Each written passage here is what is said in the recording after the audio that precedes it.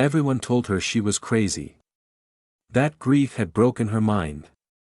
That she'd kill herself and her son trying to dig a barn out of solid rock with nothing but a hammer and a dream. But sometimes the most impossible ideas are the ones that save lives. It's 1887. The American frontier.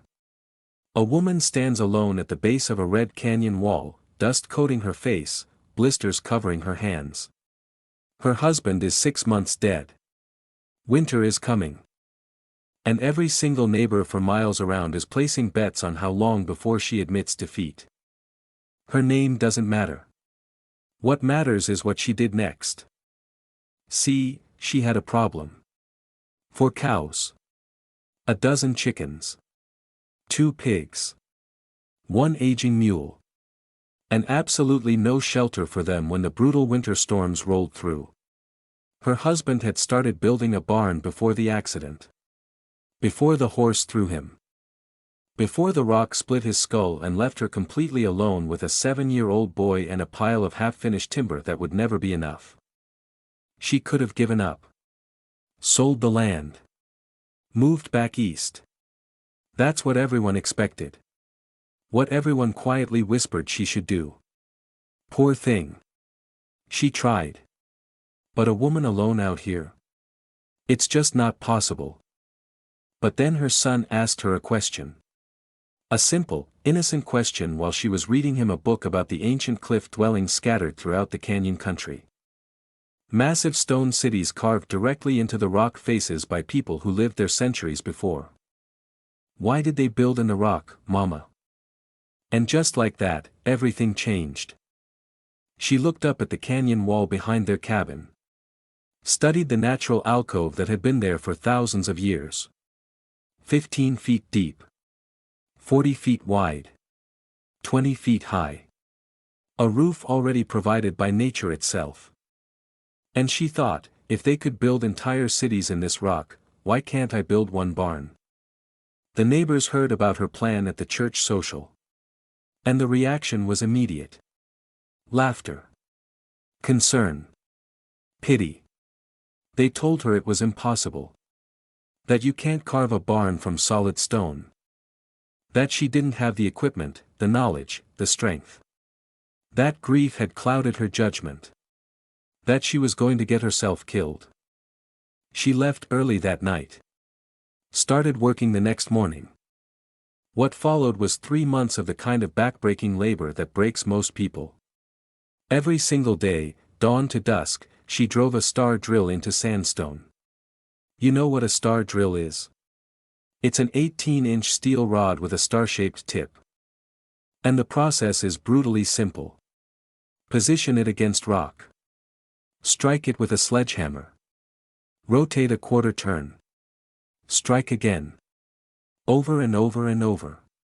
4 hours. 4 days. Just to create one single anchor hole.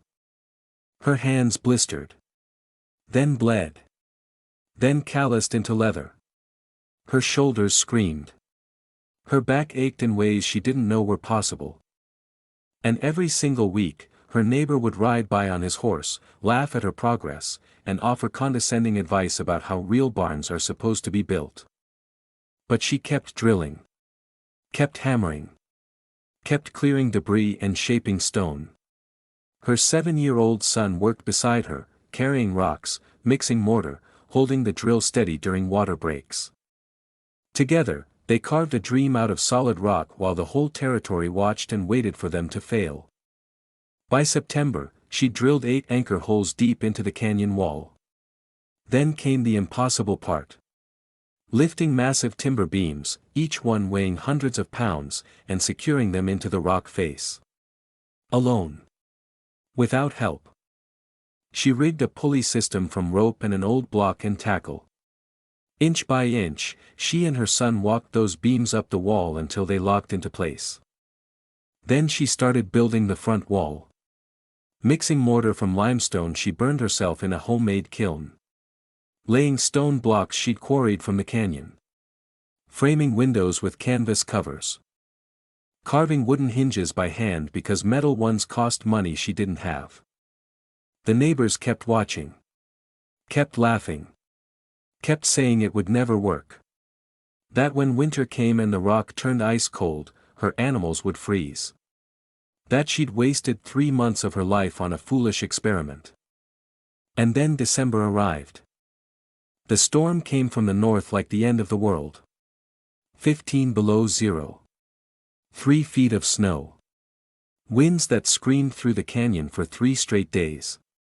The kind of storm that killed unprepared families. The kind that frontier people whispered about in the dark.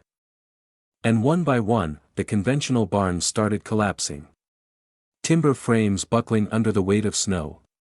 Roofs caving in. Livestock trapped or killed. Families desperate. On the 4th day, when the storm finally broke, her neighbor came riding hard up the snowy road. His barn had collapsed. His cattle were trapped. He needed help. And when he arrived at her canyon, still expecting to find her frozen experiment in ruins, he stopped cold. Because her barn was standing. Completely untouched. The animals inside were calm, warm, protected. How, was all he could say. Over the next week, 6 families brought their animals to her canyon. Begged her to shelter them in the barn everyone had said was impossible. The same people who'd mocked her now stood in awe of what she'd built. Because while their timber barns had failed, the rock held steady. The thermal mass of stone absorbed heat during the day and released it slowly at night. The earth itself provided insulation that could never match. The ancient technique she'd learned from studying civilizations long dead had saved them all. She didn't gloat. Didn't remind them of their mockery. She just opened the door and said, "Bring them all. There's room." That barn stood for decades. Became a landmark. A legend. Other homesteaders throughout the territory started building their own rock barns, coming to her for advice. The woman they'd called crazy became the expert they all needed. And years later, when her son was grown and brought his own children to see it, he'd run their hands over those stone walls and tell them the truth their grandmother had proved with her own bleeding hands. That sometimes the best solutions are the ones everyone says are impossible. That ancient wisdom beats modern mockery. That one determined person with limited resources and unlimited vision can build miracles while the world laughs. The barn that grief built saved more lives than anyone counted. And every winter, when storms swept through that canyon and animals stayed warm inside walls carved from solid rock, it stood as proof. The strongest structures aren't the ones built from arrogance. They're the ones built from necessity, humility, and the courage to trust yourself when everyone else says you're wrong. If this story hit you differently, hit that like button. Subscribe for more